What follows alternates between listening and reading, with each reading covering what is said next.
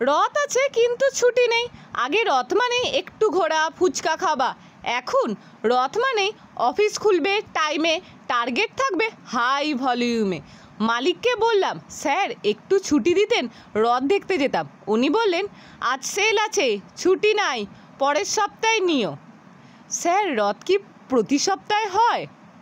সত্যি বলি, এখন আর রথের দড়িতে টান দিই না, টান দিই শুধু টার্গেট, এক্সেল সিট, তারই মধ্যে।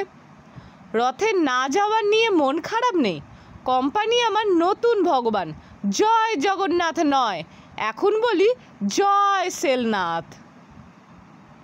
চাকরির কাহিনী সবার এক, ছুটি চাইলে কোম্পানি বলে পরের বার যেও, পরের বার বলে এখন আর রথই দেখা হয় না বা কোনো মেলাই যাওয়া হয় না। এটা শুধু আমার নয়, এটা সবার। তো আজকের ভিডিওটা কেমন লাগলো অবশ্যই কমেন্ট করে জানিও, আর ভিডিওটা যদি ভালো লেগে থাকে অবশ্যই একটা লাইক করে শেয়ার করে দিও। Bye bye.